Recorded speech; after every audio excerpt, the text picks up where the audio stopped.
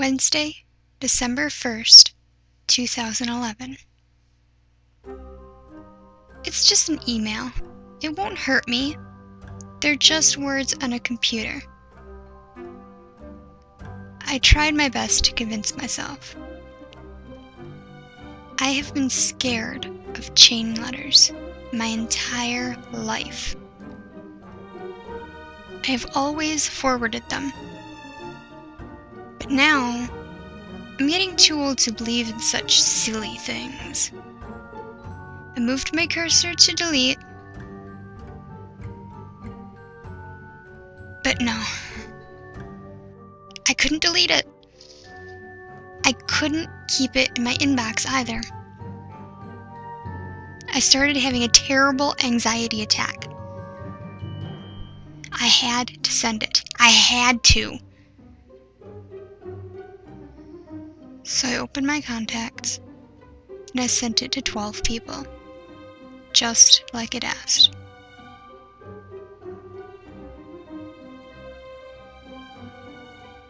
Thursday, December 2nd, 2011. The next day at school, I approached my friend about the email I sent him. "Did you forward the chain letter?" I asked him anxiously. In answer, he pulled his phone from his pocket and showed me the email I had sent him. I could see that it hadn't been forwarded. Before, I had not read the whole thing. I didn't want to give myself nightmares. But now, I felt safe. This is what the letter said. Hello, my name is Gregory. I love to play with chains. Then, my daddy beat me to death with one. He drank a lot of beer, but now he's dead too. I killed him.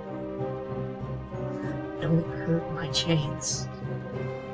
Send this to 12 of your favorite people, but hurry. I'll be back Sunday. Love, Gregory. The letter was unusual for a chain letter. It wasn't particularly descriptive. It didn't have as threatening as some of the other chain mail that I've gotten before. But it still scared me.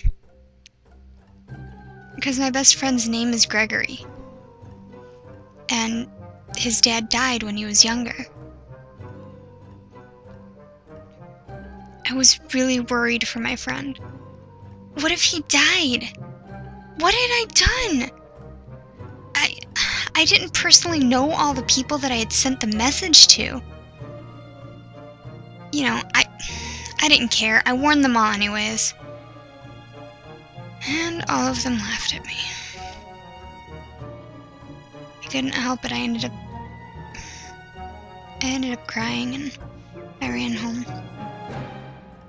They could die, and it would be my fault. All my fault.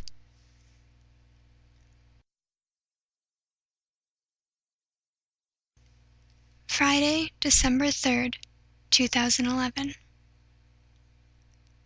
All of those poor people. They will all die because of this stupid letter. I couldn't sleep at all last night. I was thinking of all of the terrible ways that this psycho could murder them. I asked my best friend to stay over tomorrow night. I know we're getting kind of old for it, but I didn't want him to die. Maybe, just maybe, the killer would get confused when he isn't there. Yes, that's it! What about the other people, though?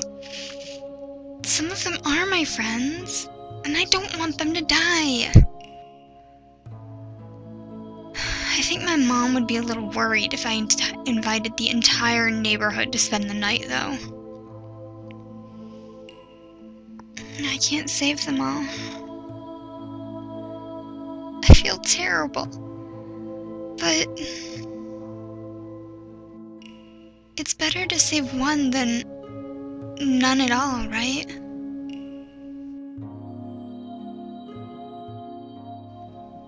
Saturday, December 4th, 2011. My friend is coming over at about 4 p.m. So I prepared myself. I don't want to be defenseless if the killer comes. So I took a knife from the kitchen block and hid it underneath my pillow. After he came, we were running around outside, and then I tripped on something. A chain. It was old and rusted, like it had been there for a long time. But I had never seen it before. The coincidence terrified me, and I'm writing this from inside my home. I wouldn't believe this if I hadn't seen it for myself.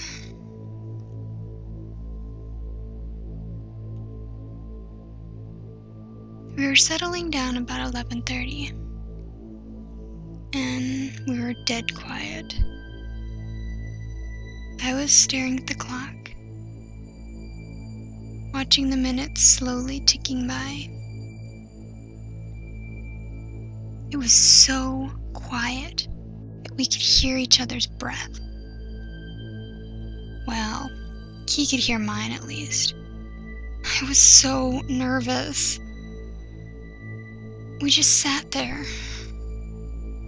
consumed by the silence and the darkness.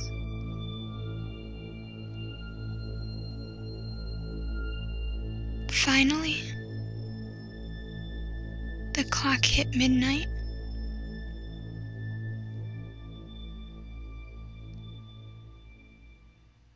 A wave of relief rushed over me as the clock turned 12:01.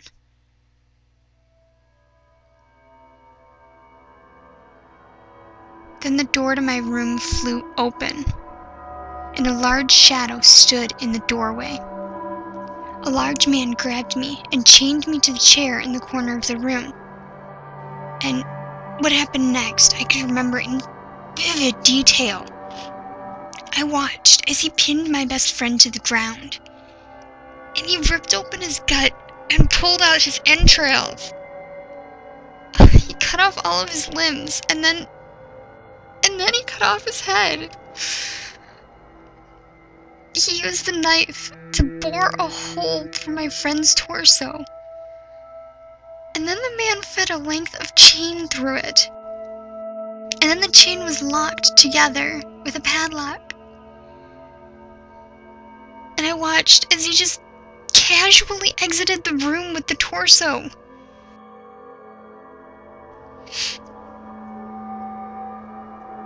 And then he returned, empty-handed. He picked me up and placed me in the back of the truck.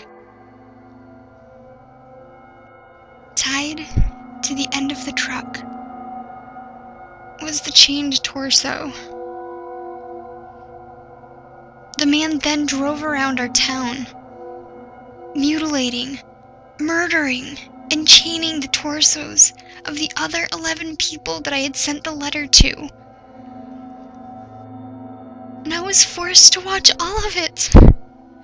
Driving along the road, the bodies looked like some chain of some messed up wedding bells. And then after he was done, he put the knife in my hands and left without the truck.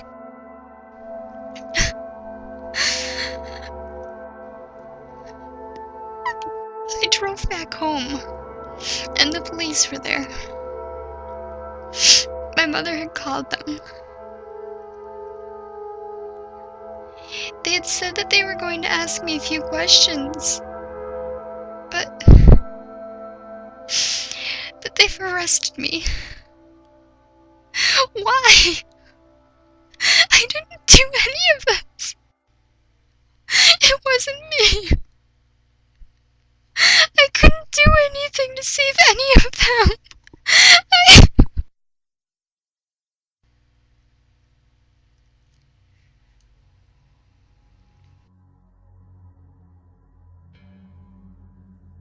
Wednesday, December 28th, 2011. Police report. Suspect denies any involvement in murders. Forensic evidence and eyewitness accounts provide strong evidence that she is guilty of all 12 murders. The murders were committed in the early hours of December 5th, 2011. The suspect's mother has given us her journal to prove her mental instability.